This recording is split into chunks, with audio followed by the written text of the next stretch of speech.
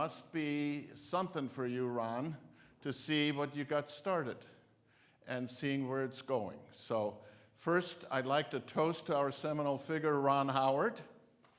Here, here. And Ron, do you want to say anything? Yeah, it pays not to die young. Say that again. It pays not to die young. Yeah. Well, we're delighted to still have you with us. Me too. And me, too, I'm delighted to still be here and see some of this happening. That's a good outcome. I think Ralph Keeney, last time I talked to Howard Rafa was retired in Tucson area, and he mentioned that he thinks of Ralph like a son. So Ralph is a good representative of Howard, who passed away a couple of years ago. And Ralph, we'd like to invite you to say a couple of words on behalf of Howard Rafa. I think he'd be pleased to be here and see this. I'm quite sure he would be pleased to be here, without question. And I think if he were making a toast, what he would say, I'd like to toast those who have spent a lot of time and effort with the Decision Education Foundation. He'd be very pleased at what's being done, how well it's being done, and he would say it's one of the most important things to do. And he'd be happy to be a part of what eventually led to it. Thank you very much. Thank you. We're going to finish the evening with a panel. Oh, she's trying to say that. And I hope cut it. that we have significant Modest discussion legs, because you've got around the tables and with questions and conversation around here. There are a lot of people that have experimented and tried and attempted to bring these powerful lessons to the world. Okay, so I think many of us that are in this field professionally, we find out and saying, hey, this transformed how we think about the world and how we make decisions. And it's very powerful, and we want to pass it on. And then we find out that it isn't so easy. Okay, and I gave some of the lessons on this. But the question I have as we're looking forward, and we're going to start with the panel, but then I'd like to invite comments from everyone else. If we have the basic question of what's it going to take to make this universal as a skill? And I say universal kind of like algebra, because not everybody gets algebra, but we teach it to everybody. And it is, in a way, in our educational system, universal. I think this can get better than algebra in that way in uptake. But what is it going to take to make it universal? Okay? And that's the question I would like to ask each panelist to first kind of give their initial answer. And then we'll add some comments and questions from the rest of the audience. We'll take about a half an hour to just consider what's it going to take to really roll this out and reach the vision and mission of DEF is to try to make this universal. And we're starting with high school students, but that's not our only focus. We really would like to get it where it's everywhere, okay?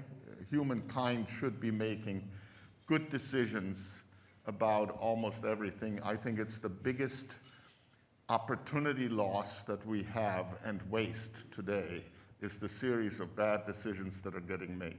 Okay, that's the resource management problem that we have. So it's worthwhile. So how are we going to make it universal? And I'm going to start with you, Trina, and we'll just go down the line and then go to Brett. Okay? So Carl, Thanks, Carl. Yeah. Tough question. they voted that they wanted me to go first. They what? Go ahead. They got together and voted beforehand, and they voted. How that many they people want wanted Trina me. to go first? Oh, okay. And actually, the other chair that's down there at the end, I finally realized who it was that wasn't there. Andy. And that's Andy Day. Or Andy Andy Day. Dye, excuse me. And Andy- so we should also have a moment to channel what Andy would So, say in all of this. yeah. Now, of course, they only voted for me when I was there, but I would vote for Trina too. Okay, Trina So it is. I'm good Let's with see that. it, Trina. Oh, okay. Oh, we do. We should We're all be- Got it we're all on. mic'd. Can you hear me? Yeah. We'll all have microphones. Thank you, dear. Okay. So are we starting with Trina or Chris? Trina. Okay, sure. Thanks. Just to give you a little bit of context for what I have to say, I work at SDG in executive education, where we teach mid-career professionals and executives decision skills. I also work at Ulu Ventures with Clint Corver and Miriam Rivera, and we're a seed stage venture capital firm, and we invest in enterprise IT companies. And we use decision analysis as well as a broad range of decision skills in analyzing our investments, making company decisions.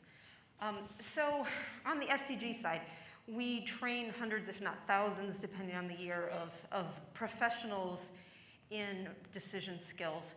And over the years, I've been doing this 30 years, and what I've learned is that people, it only sticks if you teach it in the context of a decision.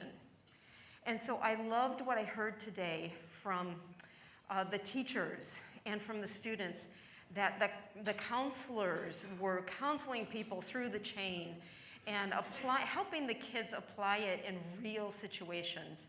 So when we just started out, teaching skills with a generic case study doesn't work. It has to be applied and in multiple contexts. So I think for people really to take up these skills, they have to see it in different ways at different times and experience it multiple times. And then at Ulu, what we're going to be embarking on is training our entrepreneurs in decision skills, because they're the new up-and-coming business leaders in this world. So hopefully that will spread as they are running large corporations and have thousands of employees. And then I have one idea, which is I think we should consider partnering with organizations who are already in the schools. The teachers seem like the energy behind this and the real drivers. But there are also organizations like Teach Engineering who reach 3.5 million kids a year with their curriculum. And so if we could partner with some of these organizations to get that in, I think it'd be great. Okay, thank you. Do we want to go this way? Yeah. Sure. Brett, you're fast. Sure. But you've heard one version of my answer with kind of integrating it through the curriculum. But I'm going to actually just relate kind of a conversation we were having, Ralph and I were having at the table, because I think it is kind of a large idea. And that is that if you can get the Department of Education to be behind this. And so what we were talking about, I found this really interesting, that within the politics of government, okay, when key decisions need to be made, and they go down to the war room because something about Taiwan or whatever is going on, who's guiding that discussion? Are they all just kind of going around the table like, no, do this, do this, do this? You would think you would want like Carl in that room saying, okay, people, let's do the values, let's do the whole chain to kind of help the government kind of figure out like, we should be aggressive, we should not be aggressive, we should, whatever is at stake. And that just made so much sense to me, and it made sense, therefore, to kind of go, well, this whole model here should be at West Point. It should be at the Naval Academy. It should be for anyone that wants to go to the State Department, which brings me to the Department of Ed.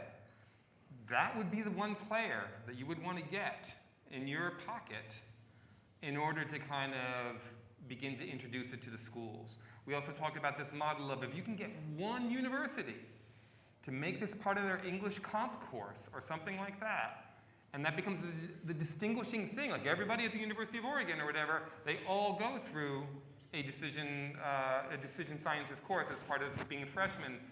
That becomes a novel thing, it becomes a new thing, other universities will follow. So it's looking for some big model out there, whether it's a government, whether it's a singular kind of powerful university that's going to use this to distinguish themselves, and then others will follow. So that's a model I just want to kind of throw out there. Okay. Come on, bring it on, Thank people. you. Yeah.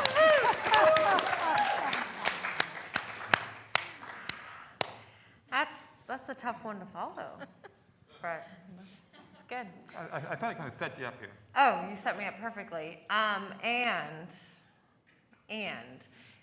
I think it lies behind a value shift, which is like a great idea, but also a really bad idea, because how do you make everyone shift their values?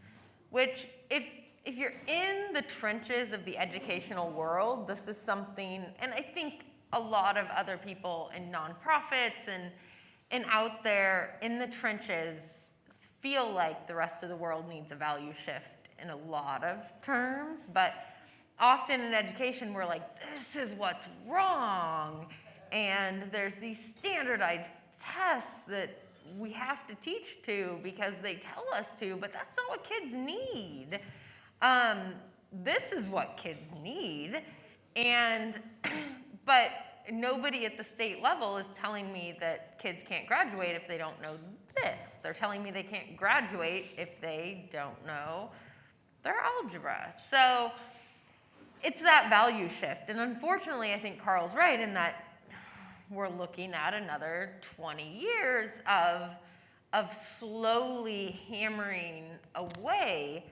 But I think there's progress being made, for sure. And I think the value shifts will come with, each of these steps. If we can get someone, every little inch we crawl and get the value shift that this is just as important as all the other stuff that's in institutionalized education, then you get one more turn and one step closer to the universal. So getting it part of the requirements, in a sense, at the state level. I mean, yeah, but also just getting people to see the value. Like, if the governor sees the value, then they're going to institute it. But instituting is one issue, and the other issue is getting people behind it. So which one you have to do first, I don't know, the cart or the horse, but getting people to understand, and this is like great in the world of education, is that like employers say they want people to be responsible and time management and teamwork skills, and yet in high school we're teaching math and biology and how to write an essay, but that's not what employers want in essence. So this is, I think the value shift is coming. Like, I think the educational world is slowly going to come around there because that's what people need. And if this is in that wave of we need teamwork, we need decision skills, we need cooperation skills, like, then we can catch that wave of the tidal wave that's coming. But we also have to have people willing to let go of the traditions, so. Thank you.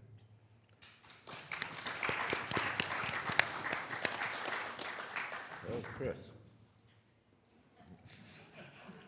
Well, Carl, that's a really tough question. I think it starts with modeling.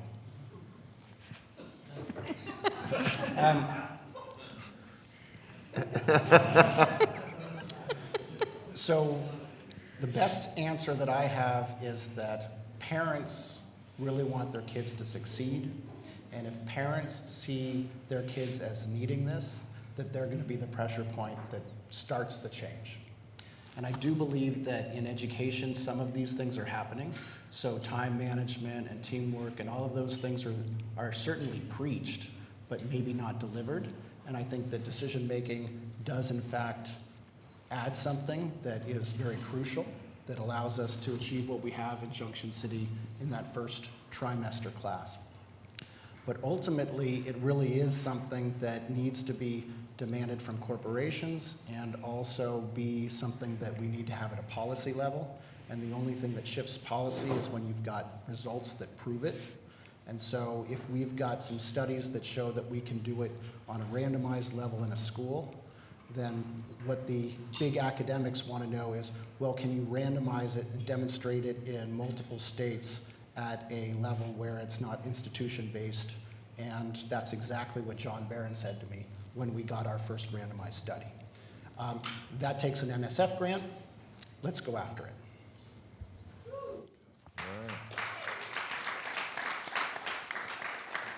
So Can I add one more please, thing? Brett, sure. Well, I kind of want to pick up on something that both Liz and Trina said.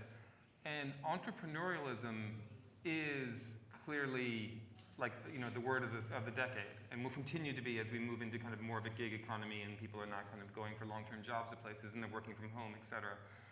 And it seems to me that decision skills could be the headline of learning entrepreneurialism, and that there are courses in entrepreneurialism. So I don't know what that lobby is, the entrepreneurial lobby, but that is a word and a topic and something that's being taught that is out there, is on the rise. No one can dismiss it. And it would seem to me that what you've got here should be a foundation of teaching entrepreneurialism. So that may be a hook that is on the rise within the life skills piece that you introduced. Yeah. So we've got lots of good ideas here. Let me turn it to the audience here. Oh, Frank's ready. Okay. Wouldn't you? And I need to go where I can actually see. Now, normally when I say something, Carl leaves the stage and goes to the back. I haven't been quiet all this, so I figured you needed one brutally frank moment. And so while you said that algebra was a universal skill, and of course here at Stanford it is, I checked Google on that and I asked what percentage of people actually knew algebra. And based on the US population, which is probably higher than most, and SAT scores, they said 6% of the population actually understands algebra. So I think that's part of the challenge we face, is something that's universally embedded in the high school system. Like algebra we pick out, 6% of the people actually get it. And so the challenge is not only how do we penetrate the system, but how do we actually get it to take hold, which may be around relevance. And I think this is where decision quality has an advantage, because for most people, algebra is perceived as totally irrelevant to their lives. Whereas decision quality, I think, as we've heard today, is something you really anchor for people. So I think it's part of the challenge of it. Stuff from high school really doesn't stick as much as we wish it did. And that's a challenge, but I think we're better than algebra. So Frank, thank you. I think you're very convincing, and I would like to come up with can we have the mic over here? It's something better than the example of algebra. So that's, I'm convinced. I'm not just going for 6%. Just a couple comments. The department, the Management Science and Engineering Department has a very strong entrepreneurship program, but what they're teaching is not at all decision analysis. So I don't think they're teaching different paradigm. How come? That's a good question. I don't have the answer to that, but I'm just saying they're not synonymous. But what is related, and is very interesting, is things that are trying to teach critical thinking skills. And they're not using decision analysis, but they're asking the same questions. And I think that might be a way to describe it more than as an entrepreneurship type questions, as what are the critical thinking skills? And it comes up with things like, what are the alternatives? What are the values? What is uncertain? What is it that you really care about in making the decisions? Thank you. Okay, Sam has a comment over here. So I want to make it clear, I think that decision analysis is just way more important than algebra, first of all, how to make decisions. I mean, for God's sake, I don't use algebra. But listen, I think there may be breakthrough concepts. I just want to pick one that is so important. It's called the base rate fallacy, but I don't want to describe it that way. It's the problem with false positives. That is, I've just been diagnosed with an extremely rare disease. And if I'm naive, I figure, oh my God, I've got the disease. And if you know a little about decision analysis, you know it's very unlikely you have the disease. Look, it happens every day. It's not the end of the world. Well, about a year and a half ago, I attended a group here at Stanford that was involved in the nuclear weapon communications command and control network. And in that environment, when you make that mistake, it is the end of the world. And these people hadn't heard of this concept. So you guys, I applaud you for going after the high schoolers. But for God's sakes, if the people who are managing our nuclear weapons don't know about false positives, who does, for God's sakes? Yeah. Give it back to Dana.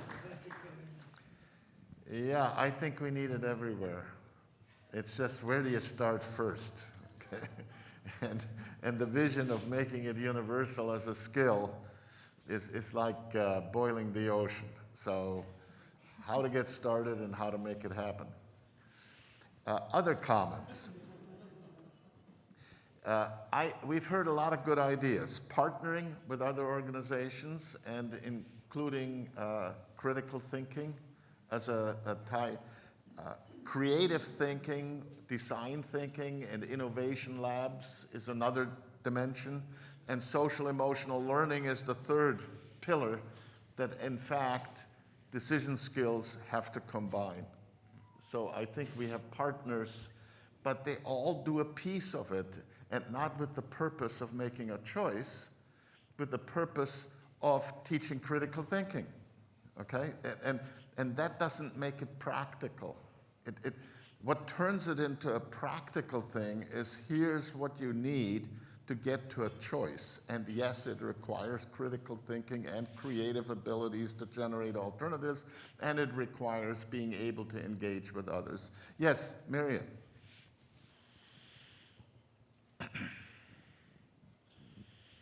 Over the last year with COVID, we have seen so many instances of how our elected officials and our appointed officials have really failed the country with respect to issues of false positives.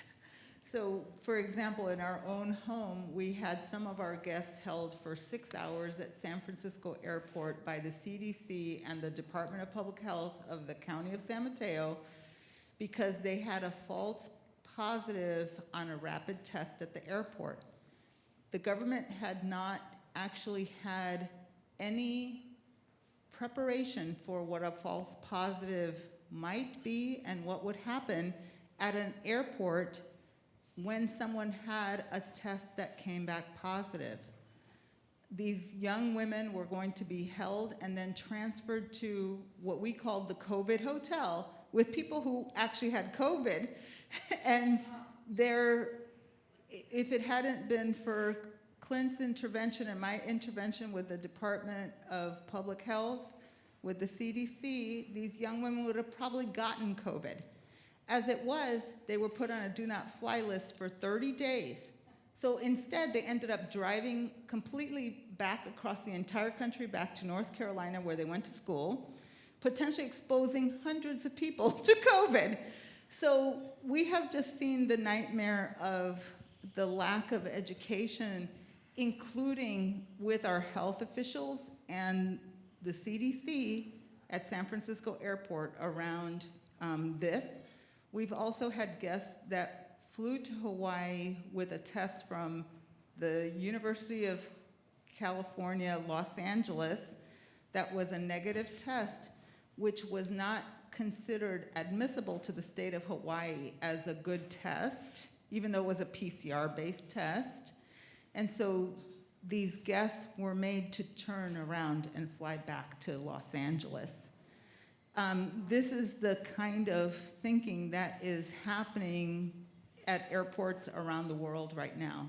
And the lack of decision education is costing business, it's costing individuals an incredible amount of inconvenience and stress, because these children, for example, our daughter's children, did not want to come back to our home because they thought they might expose us to COVID. So they were going to be willing to go to a hotel with people who actually had COVID as compared to returning to our home to avoid exposing us.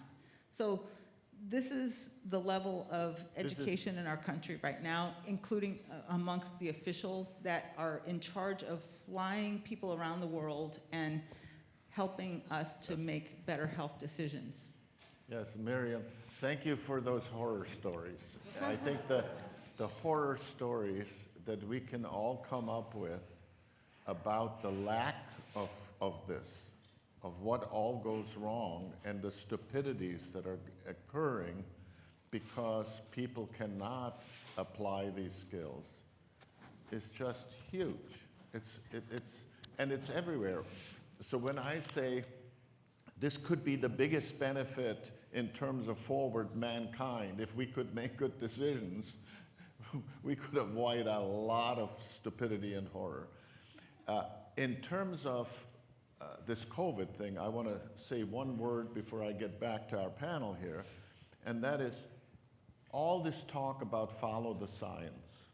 Well, I think the number one relevant science is the decision science. And if you followed the decision science on many of these things, you'd end up with the opposite of the bull that you have people telling you we're following the science, okay? The science they're talking about has no consideration of preferences, no consideration of the real differences of individuals' choices and alternatives. It's not science in the sense of really making sound decisions. So we've got a long, no question of how far we have to go.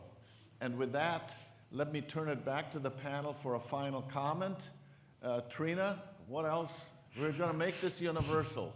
Yeah. And you're younger than I am, so you might get it done.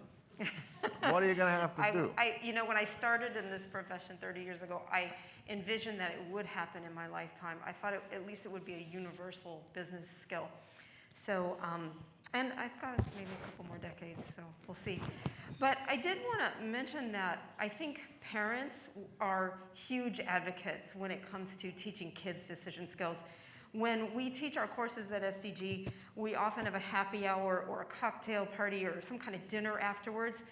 And during the day, we talk about decision skills, and we're discussing R&D portfolios and applying it to marketing strategies and capital investments. And then the first question I always get from every parent at the happy hour when we're no longer talking business is, my kid has this decision, how do I help him? That is always this, or my daughter's going to college next year. Will this help her? And that's always their focus. Every parent wants to know.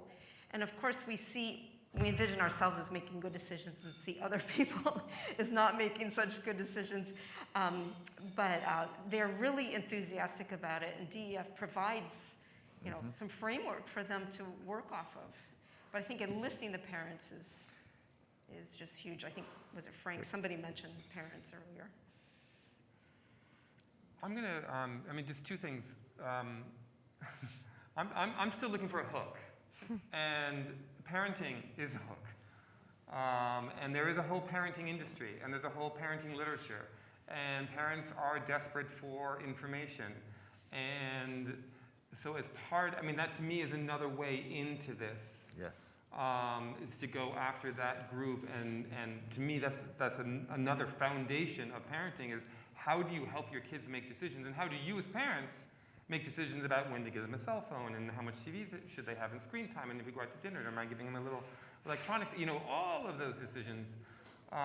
That's another way in. I just want to conclude that I kind of came as a decision science outlier, cool, fine, whatever, collaboration, creativity, decision sciences, I don't care. And now I do. So thank you for that.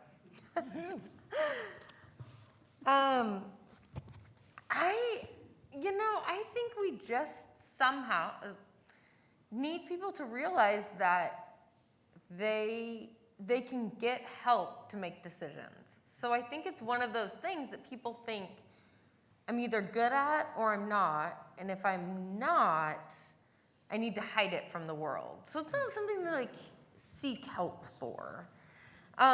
So parenting, that was an interesting hook that Trina and Brett both brought up, is that, you know, parenting is hard.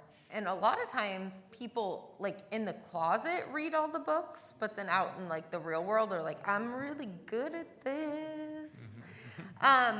So I think like some of these tools that we're creating and some of the like online stuff and the storytelling and all of those things that make it more, well, easy for people to check their decisions from the closet, like their house secretly, and also like make a better story about, hey, everybody needs help with this and everyone can get better.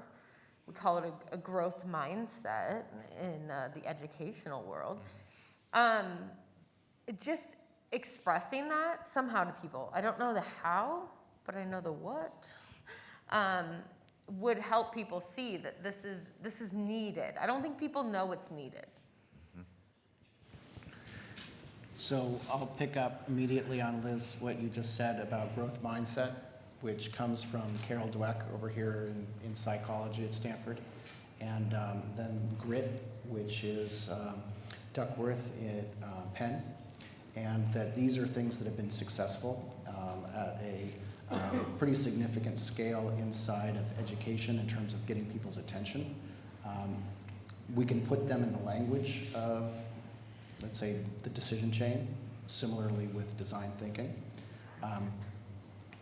Ultimately, we need to work a person at a time because we have to convince them, you know, at the student level that it's worth their while and that they like it, and also at the teacher level, and also at the school Administrative level, building level, and at the district level, and all of those things happen before you can get to any state or national. And I wanted to take a moment and bring Andy Dye into the room because he is the DEF board chair. He very much would have liked to have been here. He was saying that, you know, the governor has mandated teachers to be vaccinated and probably didn't realize that inside the Eugene 4J district, they're thinking about whether or not they can keep kids in classrooms because there are enough teachers that are saying no way, that they're looking for exemptions that they're not going to get. And because of that, they're going to probably have to send kids home. That's a big district, that's a big deal, and that is just the practical reality. And you know, we know that different populations have different exposure risks. That's not the way that people are thinking about it. What Andy would also say is that living inside of a district, they're making really big decisions, like major corporation decisions, and they're not doing it in a fundamentally rigorous fashion that they can actually defend. And so he sees the decision education stuff as being a real remedy to being able to actually say, we looked at multiple alternatives. These were the values we applied. This is the information that we had. This is why we made this choice. And in the midst of COVID, they had a very difficult negotiation. And he talked about this when we had our program in November. The union was willing to kind of like, you know, have him talk about it, but not get on and make a film about it yet. But he believes that knowing the tools that he has because of his association with Decision Education Foundation, that they as a group were able to reach a better outcome because they had the tools to get through the teamwork, which ties back to kind of the corporate education stuff. This is useful in every situation. It's useful for kids when they're struggling stuff. It's useful for parents when they're trying to figure out how to have a conversation with their kids. So you and I have this language. I have this language with my wife, Svetlana. We can like recognize that we argue about things, but we have 80% overlap in everything, including our values. And we're talking about outside probabilities on a distribution. That is very valuable stuff to be able to share with the world. Unfortunately, it remains this kind of a well-kept secret, even though we're trying to get it out there. And I believe that DEF is finally getting to the place where we're ready to really go public. When I say that this is kind of a coming out party, it's interesting because like coming out means a different thing than like a debutante ball 50 years ago, okay? But, you know, when I became the executive director, DEF kind of had been through some stuff. We were dead in the water, and I thought of it as a ship that, you know, not a lot of people want to sail on. And I think that when you look at what we put out there today, this is beginning to be the kind of thing that people want to be involved in. And we have an opportunity to really like point to it and say that this is something that can make a big deal. And it isn't just Carl and Chris. This is all of us trying to spread the word about something that's very important. If I hadn't connected with, like, I had been endowed with the superpowers of decision making, and I didn't know until I was graduating from college. It was a well-kept secret. Then it would have been, you know, something that I wouldn't have become passionate about if I didn't see people like Liz and Ben and Zach that like told me, no, this is really good, this is really important, you have to tweak it a little bit, we have to figure out how we get it in here, and there are lots of people like that. We're getting there, and we're on a growth curve, and we just need to feed it, and we're gonna make it happen, and I want people to come out of this evening feeling that kind of pride, because it is happening, and we are associated with something that's very big and powerful, and it really can become universal, in the sense that everybody would know that they should stop and think before they decide, that they create a space, that they go through a checklist of like, what kind of a situation is this? And do I have alternatives? What are my values? What are the big uncertainties? What information do I need to do? Am I thinking straight? And if I am, and if I can actually say I'm there, then I commit and I follow through. And it's getting there, but I think that it's not anywhere near the ultimate goal.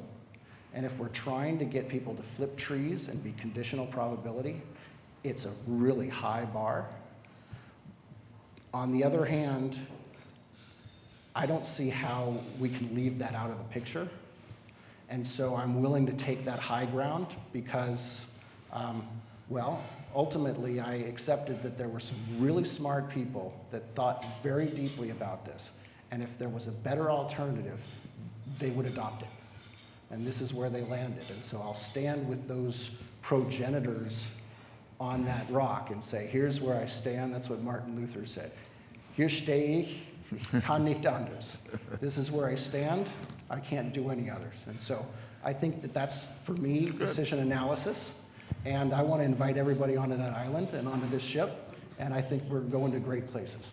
Good. Well, thank you on that. That's a great note to finish on. Thank you all for being here tonight. Okay? And I want to thank our panel. Okay? We survived.